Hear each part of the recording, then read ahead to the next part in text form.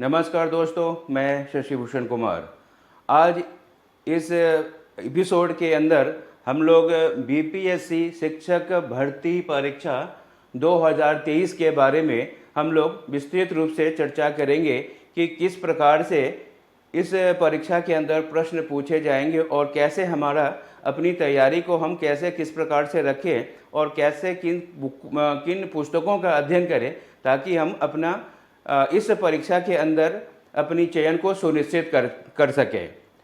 तो सभी अभ्यर्थियों का बहुत बहुत स्वागत है।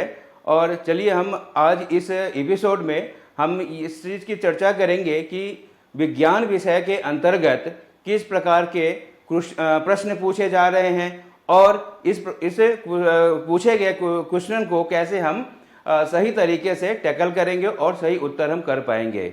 जैसा कि आप लोगों को पता है कि ये परीक्षा पहली बार बीपीएससी के द्वारा कराई जा रही है, तो हमें इस बात को जरूर ध्यान में रखना पड़ेगा कि बीपीएससी के द्वारा जो परीक्षा आयोजित की जाती है तो उनके द्वारा पूछे गए प्रश्नों का एक खासा एक स्टैंडर्ड होता है।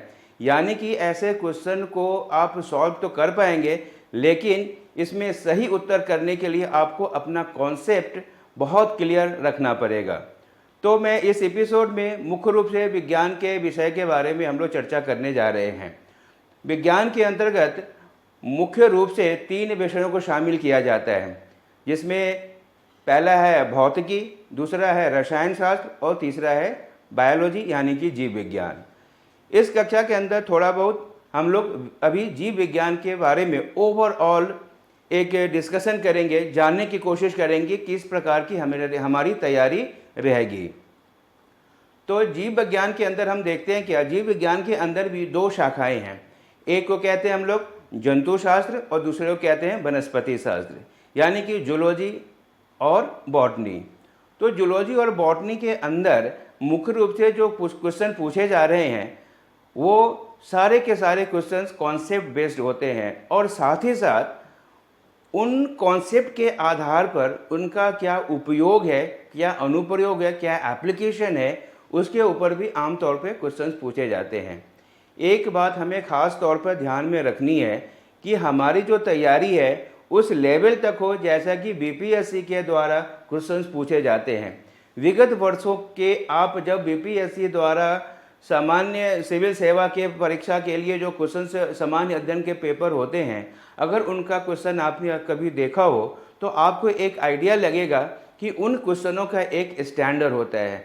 ये सिर्फ आप सतही अध्ययन करके सिर्फ जीके बेस्ड कुछ पुस्तक को पढ़ के आप उस लक्ष्य को प्राप्त नहीं कर पाएंगे।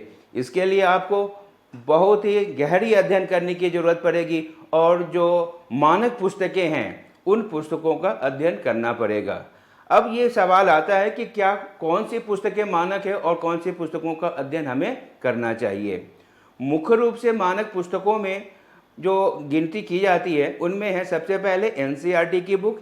कम से कम एनसीईआरटी के बुक्स आपको 8th, 9th और 10th के कम से कम इन 3 कक्षाओं के पुस्तकों का अध्ययन करना चाहिए। साथ ही साथ बिहार सरकार द्वारा जारी बिहार टेक्स्ट बुक जो बिहार में जारी की जाती है उन पुस्तकों का भी अध्ययन बहुत गंभीरता से करने की आवश्यकता पड़ेगी। जब हम इन पुस्तकों का अध्ययन करेंगे तो हमारा जो कॉन्सेप्ट है सब्जेक्ट के रिलेटेड वो कॉन्सेप्ट काफ़ी क्लियर हो पाएगा। और जब तक हम कॉन्सेप्ट क्लियर नहीं कर पाएंगे तो इससे क्या होगा कि हमें क्वेश्चन को सही ढंग से उत्तर करने में कठिनाई हो सकती है। तो हमें अपने उत्तर को सुदृढ़ एवं बिल्कुल सही करने के लिए हमें इन पुस्तकों की अध्ययन करना पड़ेगा और वही भी सतही तौर पर नहीं, इसे गंभीरता से अध्ययन करना है। और एक खास बात ध्यान रखनी है हमें कि कोई भी ऐसे जीके वाले बुक जैसे सिर्फ 1 डे एग्जाम में जो आया जाता है, एक दिवसीय परीक्षाओं के अंदर पूछा जाता है, तो ऐसे सिर्फ जीके बेस्ड सामान्य विज्ञान के क्वेश्चंस नहीं आने वाले। आपको अपनी तैयारी बीपीएससी के स्टैंडर्ड के अनुसार आपको भी अपनी तैयारी के स्टैंडर्ड को बढ़ानी पड़ेगी ताकि उससे आप अपने को मैच कर पाएँ और अपनी जो आपकी जो सफलता है उसको आप सुनिश्चित कर पाएँ। तो सबसे पहले आप लोगों को बीपीएससी के द्वारा क्वेश्चन पूछे गए, विगत वर्षों के क्वेश्चन पूछे गए हैं, उनकी अवलोकन करना जरूरी है, जिससे आपको अपने तैयारी का अनुभव हो पाएगा कि हमारी तैयारी अब किस प्रकार की है। अब उस तैयारी में हम किस प्रकार से, हमारा जो संगठन है, हमारा जो संगठन है किस प्रकार से सहायता करेगा, वो लगातार हम लोग इस वीडियो के माध्यम से आपके बीच हम पहुंचते रहेंगे और आपकी तैयारी को और ज़्यादा सुदृढ़ करने की कोशिश करेंगे। हम आज इस चर्चा में थोड़ा बहुत स्टार्ट करते हैं कि बायोलॉजी यानी कि जीव विज्ञान क्या है, उसके बारे में हम जानने की कोशिश करेंगे। सबसे पहले हम जानने की कोशिश करेंगे कि जीव विज्ञान के अंदर हम सिर्फ पढ़ते क्या, जो सजीव है, यानी कि ऐसे जीव जंतु, ऐसे पादप जिनके अंदर जीवन है। तो सबसे पहले बात आती है कि जीवन की मौलिक इकाई क्या है। तो जीवन की मौलिक इकाई क्या है, इसके बारे में हम जानने की कोशिश करेंगे। तो हम कह सकते हैं कि कोई भी जीव, चाहे वो जीव हो, जीवित कोई भी जीवित पदार्थ हो, चाहे जीव हो या पादप हो, वे सारे के सारे क्या है, वो कोशिकाओं यानी कि सेल से बने हैं। तो हम कह सकते हैं क्या, सेल और कोशिका जीवन की एक मूलभूत मौलिक इकाई है। मौलिक इकाई के पीछे हम क्यों इसको, सेल को, कोशिका को हम क्यों कह रहे हैं कि कोशिका जीवन की एक मौलिक इकाई है, उसके पीछे दो बहुत महत्वपूर्ण तर्क है। जैसा कि हम सब जानते हैं कि जितने भी जीव जंतु या पादप हैं, जो भी सजीव हैं, उनका निर्माण, उनकी बनावट कोशिकाओं से हुई हुई है। और जितने भी जो आवश्यक कार्य हैं जो जीवित होने के लिए अनिवार्य है, जैसा कि श्वसन, पाचन, उत्सर्जन, परिवहन तंत्र इत्यादि इत्यादि, ये सारे के सारे जो कार्य हैं वो एक सेल के अंदर ही संपादित किए जाते हैं। तो हमने यहाँ पे दो चीज़ों पे बात करी है। एक बात हमने करी है कि बनावट के हिसाब से और दूसरा उसके कार्य के हिसाब से। तो हम समझ पा रहे हैं क्या कि जितने भी जीव जंतु एवं पादप हैं वह क्या है, किससे बने हैं, तो सारे के सारे जीव जंतु एवं पादप कोशिकाओं से बने हैं। तो हम कह सकते हैं क्या कि कोशिका जीवन की संरचनात्मक इकाई है। कोशिका जीवन की संरचनात्मक इकाई है। अब दूसरी पक्ष को हम जरा उसको समझने की कोशिश करें। दूसरी तरफ हम कह रहे हैं कि जीवन जीवित रहने के लिए जितनी भी आवश्यक कार्य हैं, वो सारे के सारे कार्य एक कोशिका के अंदर संपन्न होते हैं। जैसे क्या, श्वसन, पाचन, उत्सर्जन, परिवहन इत्यादि इत्यादि। तो ये सारे के सारे फंक्शन, सारे कार्य एक कोशिका के अंदर ही संपन्न किए जा रहे हैं। तो इस आधार पर हम कह सकते हैं क्या कि कोशिका जीवन का कार्यात्मक इकाई है। कोशिका जीवन का कार्यात्मक इकाई है। अगर इन दोनों सेंटेंसेस को हम अगर जोड़ दें तो हम कह सकते हैं क्या कि कोशिका जीवन की संरचनात्मक एवं कार्यात्मक इकाई है। कोशिका जीवन की संरचनात्मक एवं कार्यात्मक इकाई है। इसीलिए हम कोशिका को जीवन की मूलभूत इकाई कहते हैं। बिना सेल के, बिना कोशिका के हम किसी भी जीवन की परिकल्पना भी नहीं कर सकते हैं। तो ये तो बात हुई हमारी कि कोशिका क्या है और कोशिका क्या क्या महत्व है हमारे जीवन में। दूसरा, अब हम बात करेंगे कि किस प्रकार से कोशिकाओं का आविष्कार हुआ है और कौन कौन से स्टेप्स, कैसे कैसे इनका विकास हुआ है। उसी के विकास क्रम में हम इसका अध्ययन करेंगे। सबसे पहले 1665 में रॉबर्ट हुक, एक साइंटिस्ट थे जिनका नाम था रॉबर्ट हुक। रॉबर्ट हुक ने 1665 में एक कॉर्क की कोशिका, कॉर्क एक प्रकार का प्लांट प्रोडक्ट है, एक कॉर्क के पतली पतली परत काट के स्वनिर्मित माइक्रोस्कोप के अंदर उन्होंने देखा। तो जब उन्होंने इस कॉर्क के पतली पतली परत काट के जब माइक्रोस्कोप के अंदर देखा तो उन्हें क्या दिखाई दिया, तो उन्हें दिखाई क्या दिया, तो इस तरह की संरचना उन्हें दिखाई दिया। उन्हें मधुमक्खी के छाते के समान बहुत सारे ऐसे प्रकोष्ठ बने मिले। इन खाली जगहों को ही रॉबर्ट हुक ने इन्हीं सारी खाली कोशिकाओं खाली जो कंपार्टमेंट यानी कि रिक्त स्थान था, इन्हें ही इन्होंने क्या किया, रॉबर्ट हुक ने कोशिका नाम दिया। तो कोशिका, तो सबसे पहले कोशिका की जो आविष्कार है रॉबर्ट हुक ने 1665 में किया।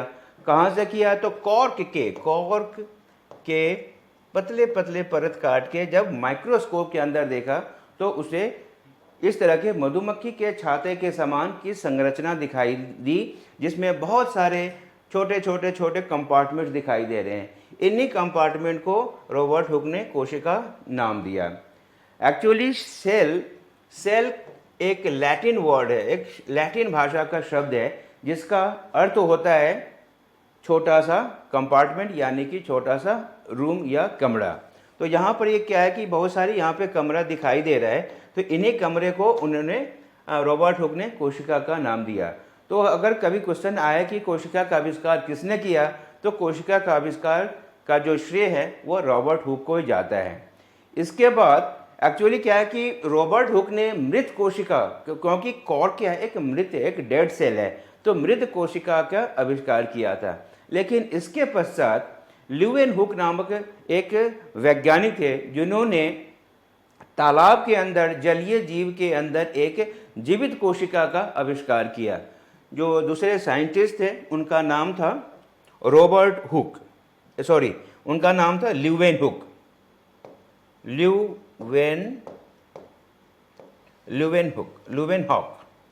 ल्यूवेनहॉक ने सबसे पहले जीवित कोशिका जो जलीय जीव था, जो वो पौंड यानी कि तालाब के अंदर पाया जाता था, उन जीव का उन्होंने आविष्कार किया। अगर कभी क्वेश्चन आता है कि जीवित कोशिका का आविष्कार सबसे पहले किसने की, तो उसका आंसर हो जाएगा ल्यूवेनहुक। ल्यूवेनहुक ने सबसे पहले जीवित कोशिका का आविष्कार किया था। अब इसके पश्चात एक और जितने भी हम अगर कोशिका के अध्ययन करें तो सभी कोशिका के अंदर हम क्या देखेंगे कि सेंटर में एक छोटा सा एक संरचना पाया जाता है। इस संरचना को हम न्यूक्लियस या केंद्रक कहते हैं। तो इस केंद्रक के बारे में सबसे पहले जो बात की या बताया, उसका नाम, उस वैज्ञानिक का नाम है रॉबर्ट ब्राउन। उसका नाम है केंद्रक। सबसे पहले जो केंद्रक के बारे में बताया था उनका नाम है रॉबर्ट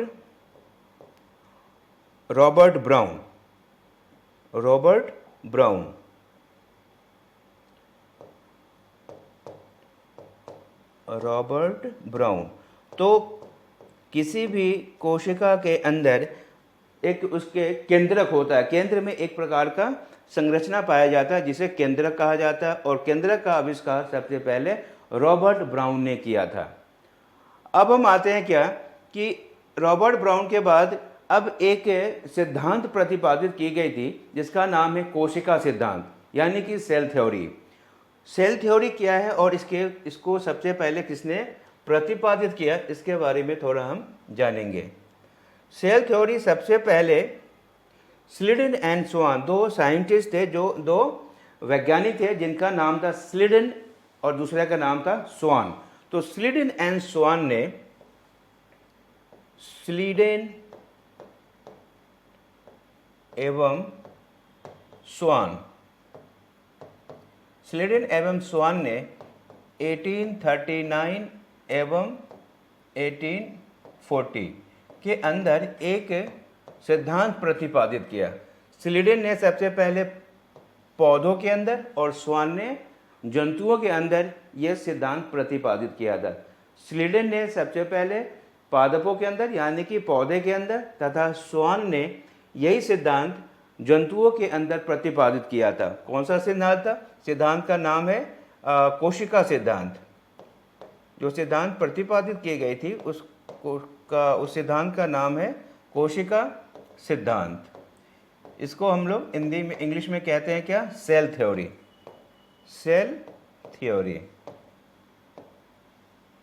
ठीक है। अब ये कोशिका सिद्धांत है क्या? कोशिका सिद्धांत में ये कहा गया है कि स्लीडन एंड स्वान ने सबसे पहले कोशिका सिद्धांत प्रतिपादित किया और उसने बताया कि सभी जीव जंतु एवं पादप कोशिकाओं के बने होते हैं। यानी कि सभी जीव जंतु, कोई भी इस यूनिवर्स के अंदर कोई भी जीव है, चाहे वो जंतु हो या पादप हो, वो सारे जीव और जंतु और पादप किसके बने हुए हैं? तो वो कोशिकाओं से बने होते हैं। इस कोशिका सिद्धांत को बाद में एक और वैज्ञानिक हुए जिनका नाम था वर्चो। वर्चो ने इस सिद्धांत को और मॉडिफाई किया। उसने पहला जो सिद्धांत इसमें प्रतिपादित किया था कि सभी जीव कोशिकाओं से बने होते हैं। सभी जीव कोशिकाओं से बने होते हैं। कोशिकाओं से बने होते हैं। और इसके पश्चात वर्चो ने इसमें दूसरी इसको मॉडिफाई करके एक दूसरी वक्तव्य दिया। उसने कहा कि वर्चो ने क्या कहा कि जितने भी सेल्स हैं, जो भी सभी कोशिकाएं कोई अचानक से नहीं प्रकट हो जाती है। सभी कोशिकाएं प्री एग्जिस्टिंग, यानी कि पहले से पाए जाने वाले कोशिकाओं से ही नए कोशिकाओं का जन्म या उत्पत्ति होती है। वर्चो ने कोशिका सिद्धांत को मॉडिफाई किया, उसमें मॉडिफिकेशन की, और मॉडिफिकेशन के बाद उसने एक वक्तव्य उसमें जोड़ा। एक तो था ही, उसने दूसरी वक्तव्य जोड़ा क्या कि कोई भी नए कोशिका का जन्म या किसी भी नए कोशिका की उत्पत्ति पूर्व में पाए जाने वाले कोशिका से ही होती है। यानी कि every cell that will develop या arise from the pre existing cell, यानी कि कोई भी नई कोशिका पहले से पाए जाने वाले प्री एग्जिस्टिंग सेल यानी कोशिका से ही नए कोशिका का उत्पन्न होता है या फिर उनका विकास होता है। तो किसी भी कोशिका की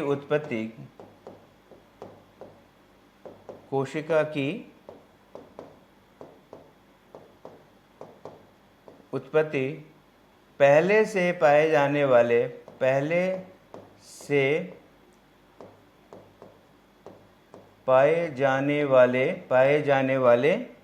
कोशिका से होती है। कोशिका से होती है। इसी को हम क्या कहते हैं? कोशिका सिद्धांत। तो कोशिका सिद्धांत के दो पॉइंट हो गए। पहला क्या है कि सभी जीव कोशिकाओं से बने होते हैं, और दूसरा सिद्धांत है कि किसी भी नए कोशिका की उत्पत्ति पहले से पाए जाने वाले कोशिका से ही होती है। तो ये कुछ कोशिका के कैसे उसकी उत्पत्ति हुई और कैसे उसका विकास हुआ है, उस क्रम में किन किन वैज्ञानिकों का क्या योगदान रहा है, इसके बारे में हमने यहाँ पे चर्चा की है। मुख्य रूप से कोशिका को संख्या के आधार पर हम दो भागों में बांट सकते हैं। संख्या के आधार पर कोशिकाओं को हम मुख्य रूप से दो भागों में विभाजित कर सकते हैं। कुछ कोशिकाओं को, कुछ जो ऑर्गेनिजम्स है यानी कि जीव जंतु हैं, उनको हम कोशिका के नंबर के आधार पर, कोशिका की संख्या के आधार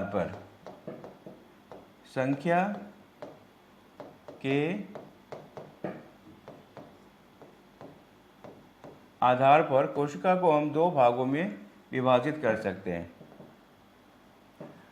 नंबर के आधार पर जो जीव हो सकते हैं, क्या हो सकते हैं? तो एक ऐसा जीव जिसके अंदर केवल एक ही कोशिका पाई जाती है, उसे कहते हैं एक जीवी, और दूसरे को कहते हैं क्या? एक कोशिकीय जीव। एक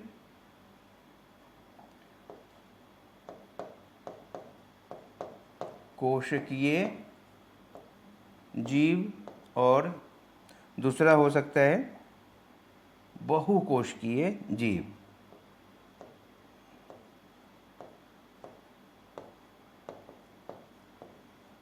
और दूसरा होगा बहुकोशिकीय कोशिकीय जीव, यानी कि जैसा कि नाम से ही प्रतीत हो रहा है, बहुत ऐसे ऐसे जीव हैं जिनके अंदर केवल एक कोशिकाएं पाई जाती है, केवल एक, ओनली वन कोशिका सेल पाए जाते हैं। उसे हम क्या कहते हैं? एक कोशिकीय जीव, यानी कि यूनिसेलुलर ऑर्गेनिज्म। और कुछ ऐसे कोशिकाएं हैं जिसमें एक से ज़्यादा बहुत सारे कोशिकाएं पाई जाती हैं, उन्हें हम कहते हैं बहुकोशिकीय जीव, यानी कि मल्टी सेलुलर ऑर्गेनिज्म। एक कोशिकीय जीव का उदाहरण क्या हो सकता है? एक कोशिकीय जीव का उदाहरण है अमीबा। अमीबा, हम सबको पता है कि अमीबा में केवल एक ही कोशिका पाई जाती है। और हमने अभी बात की कि कैसे, हमने अभी बात की कि किसी भी जीवन का आधार, किसी भी जीव जंतु या पादप का आधार क्या है? तो कोशिका है। तो अब ये देखो, अब अमीबा के अंदर केवल एक ही कोशिका है। अभी हमने बात की थी कि कोशिका को हम जीवन का संरचनात्मक एवं कार्यात्मक इकाई कहते हैं। क्यों कहते हैं? क्योंकि ये हम अमीबा से स्पष्ट कर सकते हैं कि अमीबा के अंदर केवल एक ही कोशिका पाई जाती है, तो संरचना कम से कम एक कोशिका का होना अनिवार्य है। जब तक एक भी कोशिका किसी के अंदर नहीं होगा तो वह जीव नहीं कहा जाएगा। मतलब जीव होने के लिए, जीवित होने के लिए उसके अंदर कम से कम एक कोशिका का होना अनिवार्य है। और दूसरा, अमीबा क्या है? सजीव है, तो इसको जीवन के लिए जितने भी अनिवार्य कार्य हैं वो सारा का सारा कार्य इसके अंदर संपन्न होते हैं। जैसे कि श्वसन, यह भी श्वसन करता है, पाचन करता है, उत्सर्जन, बहुत सारे मेटाबॉलिक एक्टिविटी के बाद जो वेस्ट मटेरियल बन रहा है, अवशिष्ट पदार्थ बन रहे हैं, उनका भी उत्सर्जन करना है, रिप्रोडक्शन करना है। परिवहन तंत्र है, पूरे सेल के अंदर जो खाद्य पदार्थ है या जो न्यूट्रिएंट्स हैं, जो पोषक तत्व है, उनका भी क्या करना है? परिसंचरण करनी है। तो ये सारे के सारे कार्य केवल एक कोशिका के द्वारा अमीबा के अंदर किए जाते हैं। इसलिए हम कोशिका को जीवन की संरचनात्मक एवं कार्यात्मक इकाई कहते हैं। दूसरा एग्जाम्पल हम देख सकते हैं एक कोशिकीय में, पैरामीशियम।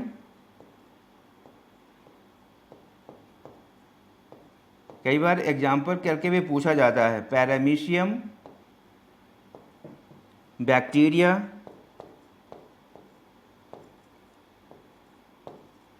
बैक्टीरिया आदि, ये सारे हो गए एग्जाम्पल्स। किसके हो गए? एक कोशिकीय जीव के। यानी कि इन सब में एक ही कोशिका पाई जाती है, और यही कोशिका इनका संरचना भी बना रहा है, और इनके जीवित रहने के जितने कार्य हैं वह सारे के सारे कार्य भी एक ही कोशिका के अंदर संपन्न किए जाते हैं। दूसरा आता है बहुकोशिकीय जीव। हमने अभी बताया कि बहुकोशिकीय जीव के अंदर क्या होगा? बहुत सारे जीव, एक से ज़्यादा कोशिका का पाया जाना होगा। इसका उदाहरण क्या हो सकता है? इसका उदाहरण है जैसे मानव, हम सब क्या है? बहुकोशिकीय जीव हैं। उसके बाद मोस्टली जो पादप है या जो पौधे हैं वो सारे के सारे बहुकोशिकीय हैं। और कवक यानी कि फंजाई के जो मेंबर्स हैं वो सारे क्या हैं? बहुकोशिकीय हैं।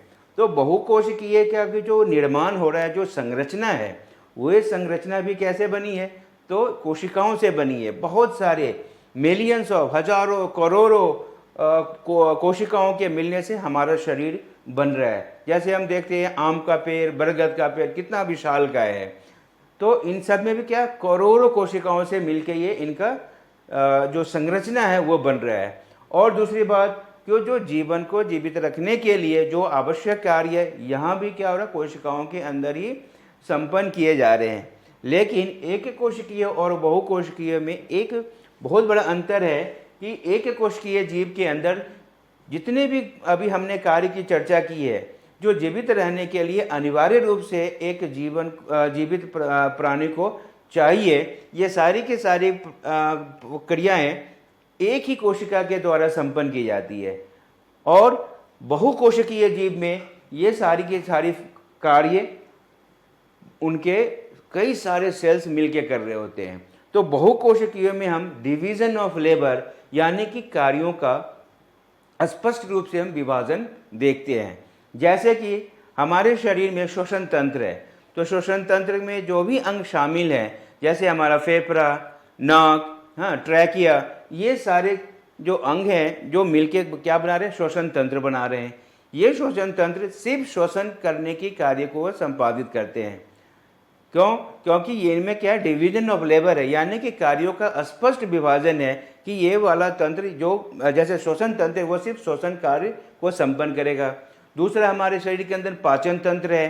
पाचन तंत्र में भी बहुत सारे अंग हैं, जैसे हमारा मुंह, ये एलिमेंट्री कैनाल, ओसोफेगस, छोटी आंत, बड़ी आंत, ये सारे अंग मिलकर के एक तंत्र बना रहे हैं और ये सारे अंग अपने विशिष्ट कार्यों को संपन्न कर रहे हैं। जो पाचन तंत्र के जो अंग है वह सिर्फ पाचन की प्रक्रियाओं को संपन्न करने में सक्षम है।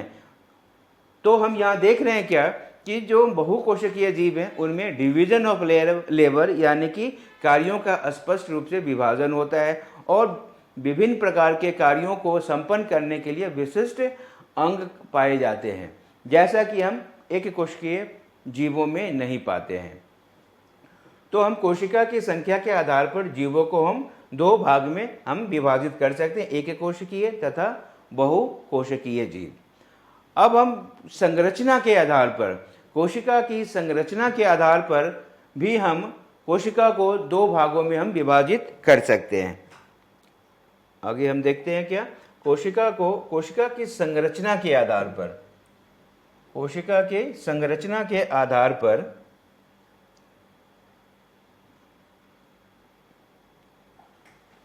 कोशिका की बनावट या संरचना के आधार पर कोशिका को हम मुख्य रूप से दो भागों में विभाजित करते हैं। संरचना के आधार पर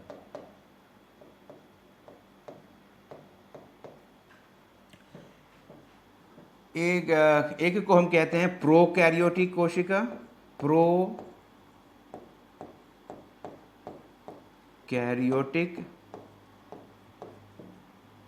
प्रोकैरियोटिक कोशिका, और दूसरे प्रकार की जो कोशिका है उसे कहते हैं हम लोग यूकैरियोटिक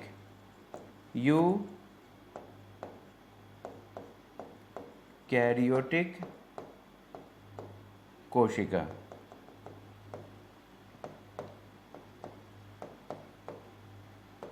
अब हम जानेंगे क्या कि किस प्रकार के कोशिका को हम प्रोकैरियोटिक कहेंगे और किस प्रकार की कोशिका को यूकैरियोटिक कोशिका कहते हैं। प्रोकैरियोटिक, जब इसे हम इंग्लिश में लिखें प्रोकैरियोटिक तो जरा ध्यान देना आप, प्रोकैरियोटिक का मतलब है यहाँ पे ये दो वर्ड से बना है, दो शब्दों से बना है, प्रो और कैरियोटिक। प्रो का मतलब होता है प्रिमिटिव, प्रो का मतलब है प्रिमिटिव यानी कि, और ये कैरियोटिक का मतलब है कैरियोन, ये लैटिन वर्ड है और कैरियोन का जो मीनिंग होता है वो होता है न्यूक्लियस।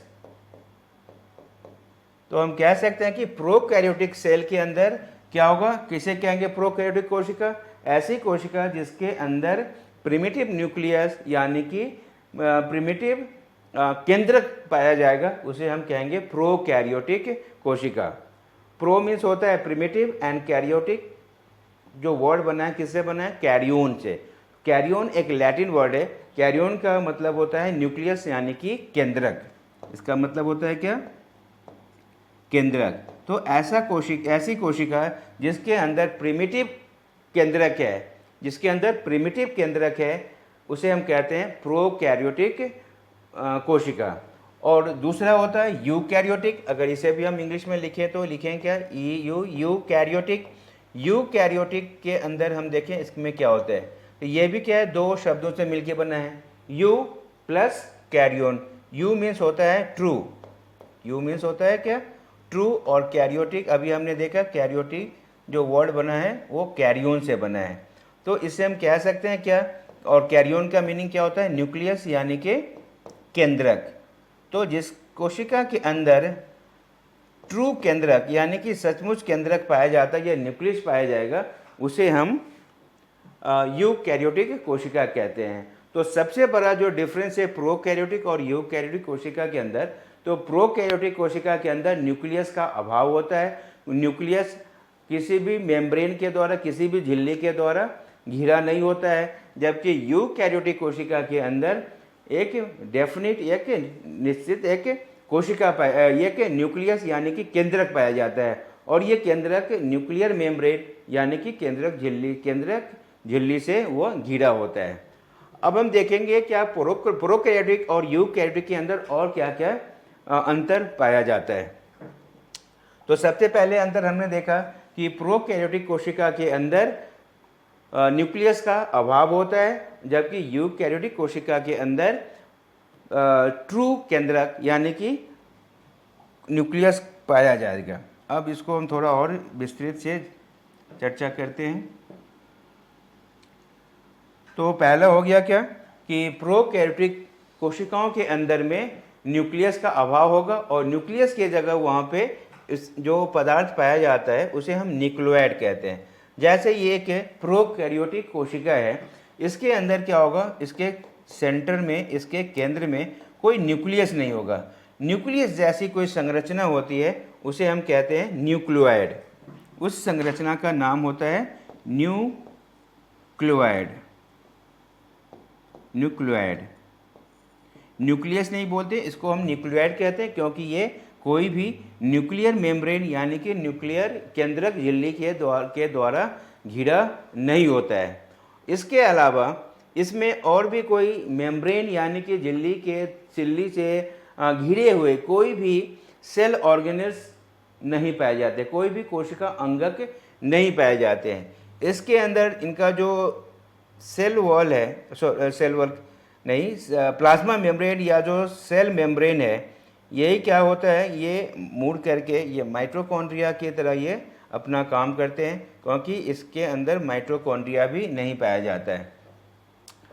तो सेल मेम्ब्रेन या कोशिका झिल्ली कैसा होता है, वो मुड़ करके माइटोकॉन्ड्रिया की तरह काम करते हैं, और साथ ही साथ इसके अंदर राइबोसोम्स पाए जाएंगे, इसके अंदर राइबोसोम्स पाए जाते हैं।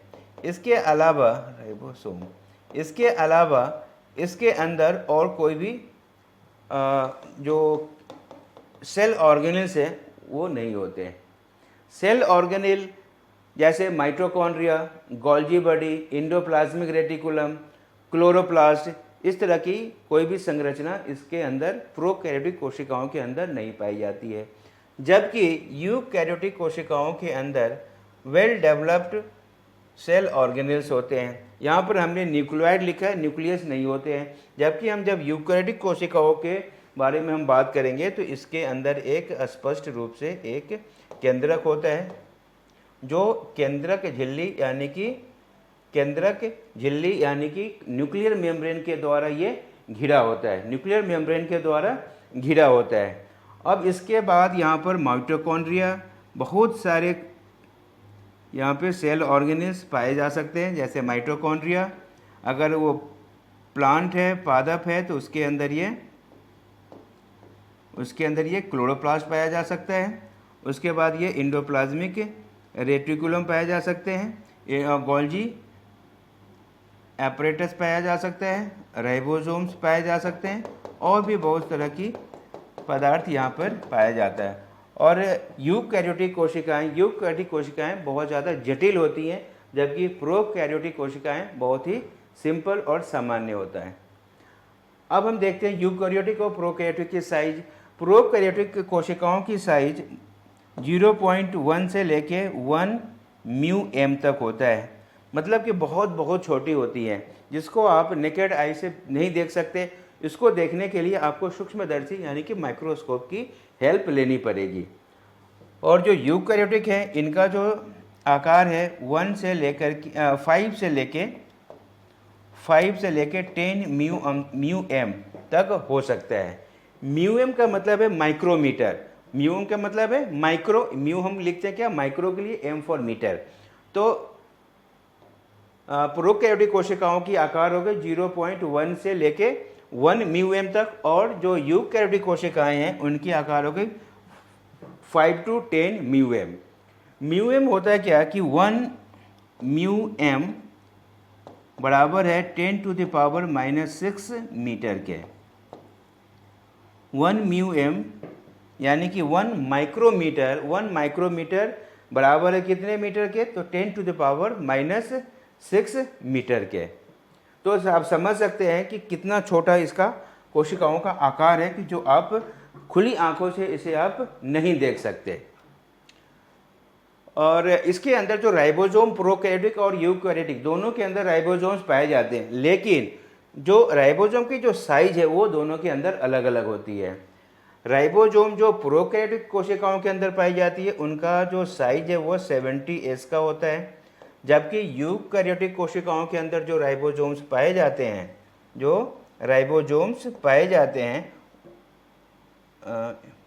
जो राइबोसोम्स होंगे, एक मिनट, यूकैरियोटिक कोशिकाओं के अंदर जो राइबोसोम्स पाए जाएंगे उनकी साइज अपेक्षाकृत थोड़ा बड़ा होता है, और उनका जो साइज होगा, राइबोसोम का जो साइज है वो होगा 80S का। 80S, ये बहुत बड़ा डिफरेंस है। राइबोसोम प्रोकैरियोटिक और यूकैरियोटिक दोनों के अंदर ही पाए जाते हैं, परंतु प्रोकैरियोटिक कोशिकाओं के अंदर पाए जाने वाले राइबोसोम की जो आकार है वो 70S का है, जबकि राइबोसोम जो यूकैरियोटिक कोशिकाओं के अंदर पाए जाते हैं उनकी जो आकार है, साइज है, वो है 80 सेंटीमीटर का। एक्चुअली राइबोसोम दो सब यूनिट से मिलके बने होते हैं। राइबोसोम दो सब यूनिट से मिलके बने होते हैं, एक बड़ा वाला यूनिट होता है और दूसरा छोटा यूनिट होता है। तो जब हम ATS की बात करते हैं तो ATS में क्या होगा कि जो बड़ा वाला जो राइबोसोम का सब यूनिट है उसके अंदर एक क्या होगा 60S का और दूसरा सब यूनिट होगा 40S का। 60 और 40S का होगा, जबकि जो 70S का जो राइबोसोम है इसके अंदर जो बड़ा जो सब यूनिट है उसके अंदर होगा 50S, और जो छोटा सब यूनिट है उसके अंदर होगा ये 30S का। तो ये आपको याद रखना है क्योंकि ये बहुत बड़ा डिफरेंस है। अगर राइबोसोम दोनों के अंदर पाया जाता है तो फिर दोनों में अंतर क्या है, डिफरेंस क्या है, तो ये कई बार ये पूछ लेते हैं, तो इसको आपको ध्यान रखना है। तो अभी हमने प्रोकैरियोटिक और यूकैरियोटिक कोशिकाओं के अंदर हमने अंतर को उसका विस्तृत से वर्णन किया है। अब हम प्रोकैरियोटिक और यूकैरियोटिक कोशिकाओं में के जो कुछ उदाहरण है, एग्जाम्पल से, उसको हम समझेंगे। प्रोकैरियोटिक के अंदर जो कोशिकाएं होती हैं या जो जीव होता है उसका उदाहरण है बैक्टीरिया और ब्लू ग्रीन एल्गी, यानी कि नील हरित शैवाल। तो ब्लू ग्रीन एल्गी और बैक्टीरिया ये दो उदाहरण हैं प्रोकैरियोटिक कोशिकाओं के। प्रोकैरियोटिक कोशिकाओं के दो उदाहरण हो गए,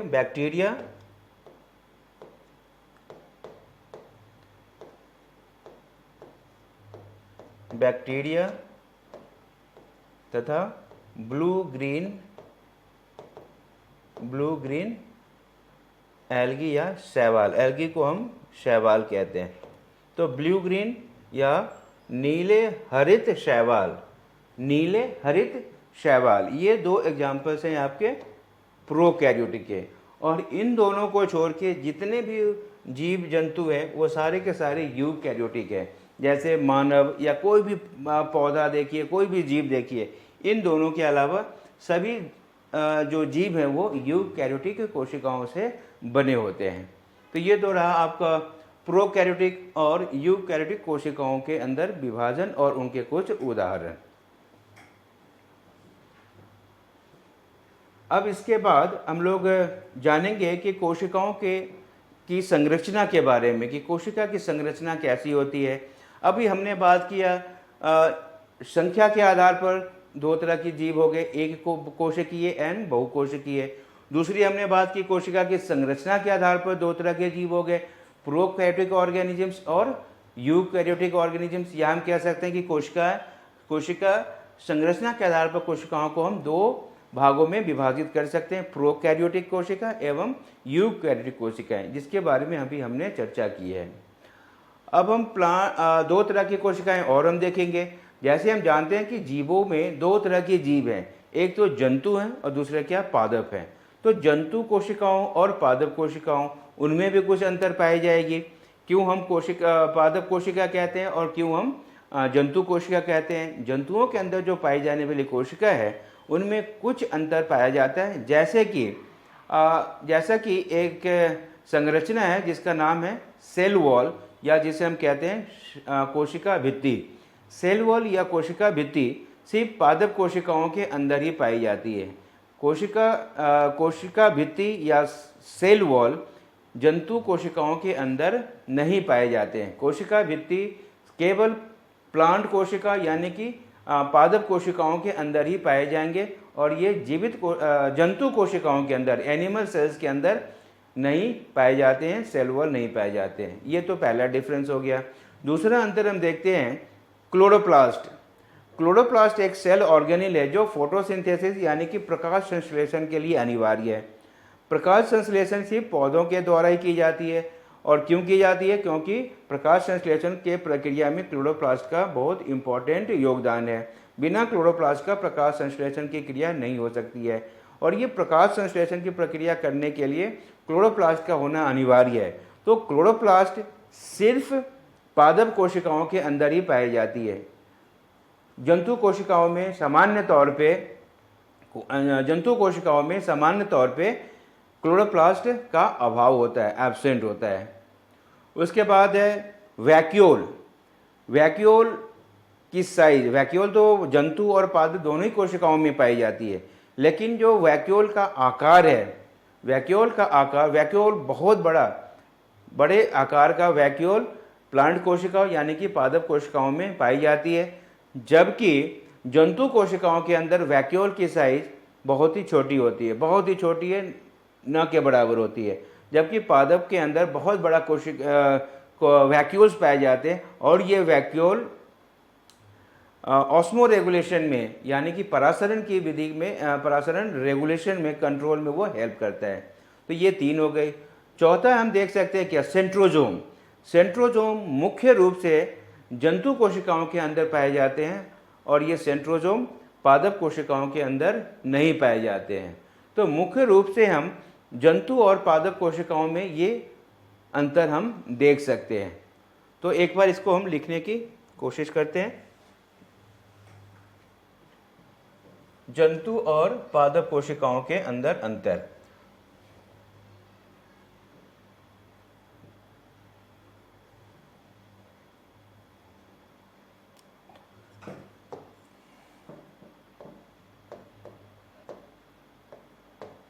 पादप कोशिका एवं जंतु कोशिका।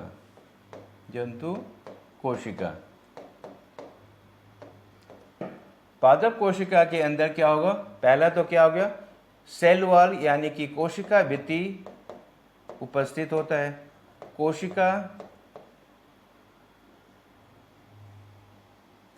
कोशिका भित्ति यानी कि सेल वॉल, कोशिका भित्ति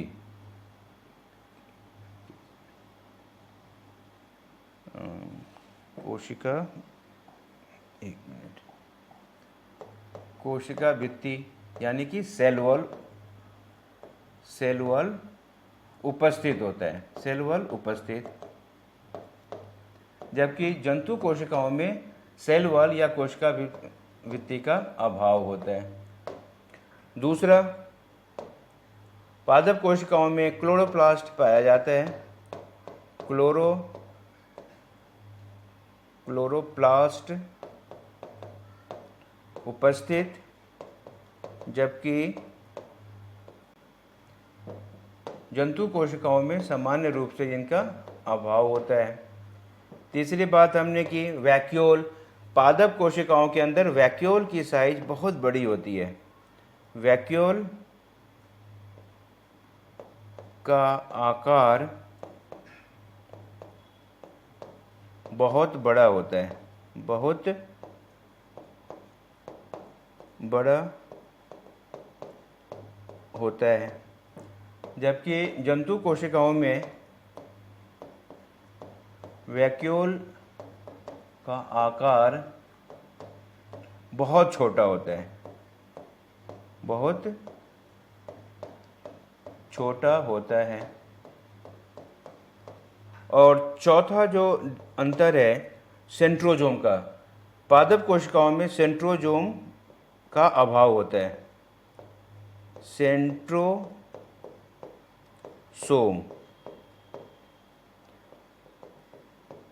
का अभाव। पादप कोशिकाओं के अंदर सेंट्रोजोम का अभाव होता है, जबकि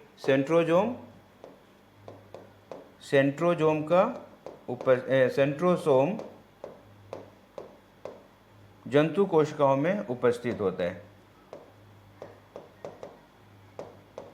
तो ये कुछ मुख्य अंतर हैं पादप और जंतु कोशिकाओं के अंदर। आज इस क्लास के अंदर हम इतना ही करेंगे और फिर आगे हम के क्लासेस के अंदर हम कोशिका के संरचना के डिटेल विस्तृत संरचना के बारे में हम इसका अध्ययन करेंगे और उसके विभिन्न सेल ऑर्गेनेल के द्वारा कौन से विशिष्ट कार्य किए जाते हैं उनका हम विस्तृत से अध्ययन करेंगे। धन्यवाद।